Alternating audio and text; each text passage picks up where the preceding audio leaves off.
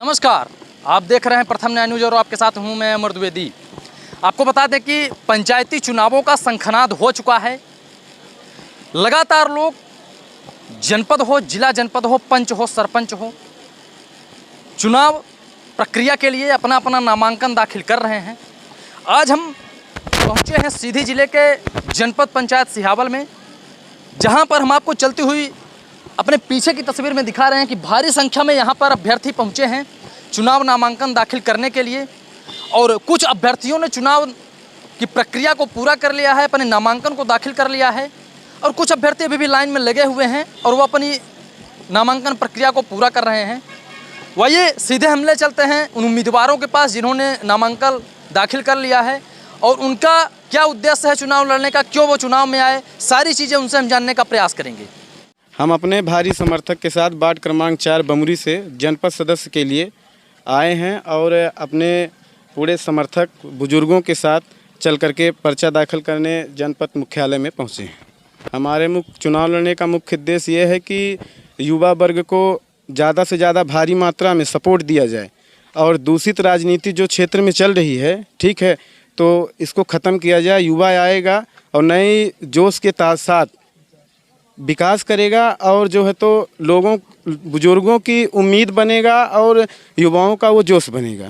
तब आपने कहा दूसरी राजनीति किस ओर आप इशारा करना चाहते हैं? मैं पूरे जो है तो मध्य प्रदेश के जो बड़े हाई लेवल के नेता हैं या ग्राम लेवल के नेता हैं या जिस लेवल पर राजनीति करते हैं, मैं सभी से हाथ जोड़कर निवेदन कर रहा हूँ। मैं किसी खास पार्टी के बारे में या किसी खास व्यक्तित्व के ऊपर आरोप नहीं लगा रहा।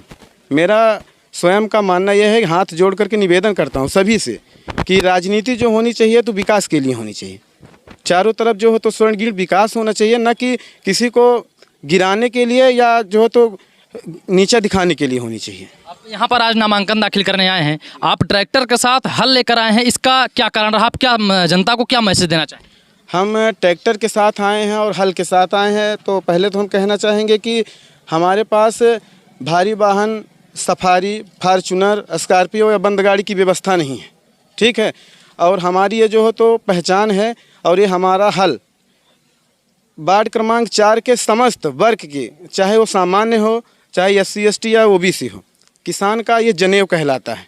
और हमारी आधुनिक जीवन जीने की जो शैली है धीरे धीरे हम लोग भूल रहे हैं। तो मैं सभी को एक मैसेज देना चाहता हूँ इस माध्यम से कि ये जो जनेऊ है इसके साथ चलिए आप, ठीक है। और ये हमारा मान सम्मान है वार्ड क्रमांक 4 का, और सभी से हम निवेदन करते हैं इसका जो तो सम्मान बढ़ाएं और जो है तो वार्ड क्रमांक 4 के जो प्रत्याशी उचित प्रत्याशी है उसे आप चुनिए और वोट दीजिए। बस इतना ही कहना चाहूँगा। नाम संतोष कुमार पटेल है और पिता श्री तुलसीदास पटेल, बड़े पापा हमारे गणेश प्रसाद पटेल हैं, आर्मी रिटायर्ड हैं। सबकी हमारी युवाओं की और जो गाँव के समस्त बुजुर्गजन यहाँ पर इकट्ठा हुए हैं, तो सबकी उम्मीद यही है कि ईमानदार हैं, ईमानदार छवि का आप लोग चारों तरफ नज़ारा देख रहे हैं।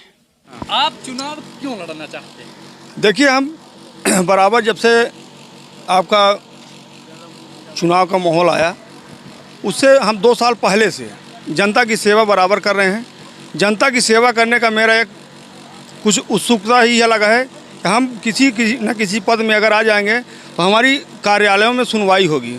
जनता को मैं न्याय नहीं दिला पा रहा हूँ। सुनवाई होगी आपके कार्यालय में? आपके कार्यालय में कैसे सुनवाई ऐसे होगी, जब मैं किसी पद में हो जाऊँगा तो वहाँ पे जो अधिकारी कर्मचारी हैं वो कहीं ना कहीं हमको अलग उसमें तवज्जो देने लगेंगे, जिससे हमारी जनता की जो गरीब जनता है, जो असहाय जनता है, उसका कहीं ना कहीं हमको न्याय मिलेगा।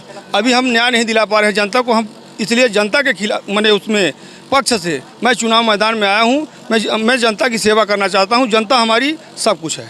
आप कहाँ से आए? हम पहाड़ी से आए हैं। पहाड़ी हमारा क्षेत्र है, जनपद क्षेत्र पहाड़ी है। आप किस पद के लिए फॉर्म भरने आए? जनपद सदस्य का। आपका नाम क्या? रवि सिंह परिहार। सबसे पहले तो मैं अपना परिचय बताना चाहूँगा। विक्रमादित्य मिश्रा नाम है मेरा और वार्ड क्रमांक 10 पहाड़ी जनपद सदस्य पद हेतु मैं यहाँ पे अपना नामांकन दाखिल करने आया हूँ। आप यहाँ पर जनपद के लिए नामांकन दाखिल करने आए हैं, आपका उद्देश्य क्या? राजनीति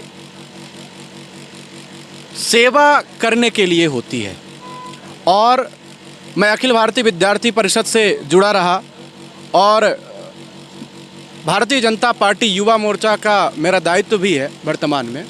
और मुझे ऐसा लगता है कि राजनीति ऐसी होती चाहिए, एक शुचिता की राजनीति होनी चाहिए जिससे हम जनता की सेवा कर सकें। और आपके पूछने का आशय मैं समझ गया, तो मैं आपको स्पष्ट करना चाहता हूं कि जनपद सदस्य के अंतर्गत 4 ग्राम पंचायत आती हैं हमारी।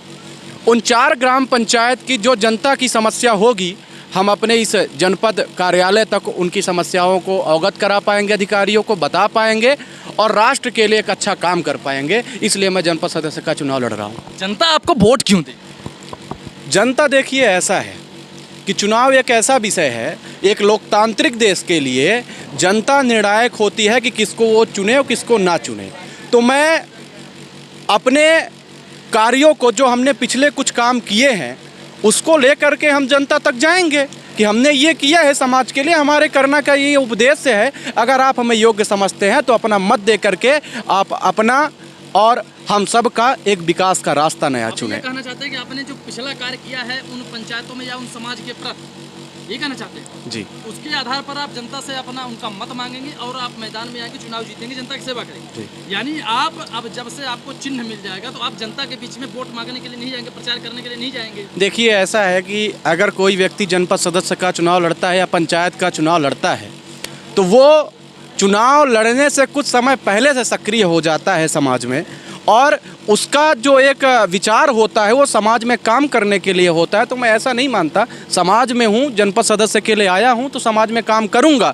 और मेरा यह मानना है कि अगर जीवन है तो मानवता के लिए समर्पित होना चाहिए। अभी आपने देखा कि हमने यहाँ पर जनपद सदस्य के लिए संतोष पटेल नामांकन दाखिल करने आए थे, पहाड़ी से आए थे विक्रमादित्य मिश्रा जी जो हमारे साथ हैं, रवि सिंह जी हैं। इन्होंने बड़ी ही खूबी के साथ बताया कि हम क्यों चुनाव में आना चाहते हैं और किस लिए आना चाहते हैं, कैसे आना चाहते हैं। तो निश्चित तौर पर चुनावी बिगुल बज चुका है, लोग अपनी अपनी किस्मत आजमा रहे हैं, किसके सिर पर सेहरा सजेगा और किसके हाथ में निराशा लगेगी यह तो आने वाला वक्त ही बताएगा, आने वाली जनता तय करेगी कि हम किसे अपना प्रतिनिधि चुनते हैं। और जैसा विक्रमादित्य मिश्रा ने कहा कि हम अपने किए गए कार्यों के आधार पर हम वोट मांगने जाएंगे, तो निश्चित तौर पर आज की जनता जागरूक हो चुकी है और जनता उसे ही चुनेगी जिसको लगता है कि व्यक्ति योग्य है। यह हमारी आवाज़ को हमारे जो श्रेष्ठ वरिष्ठ अधिकारी हैं, जो उनके कर्मचारी हैं, जो वरिष्ठ कार्यालय हैं, वहाँ तक हमारी आवाज़ को पहुँचा पाएंगे।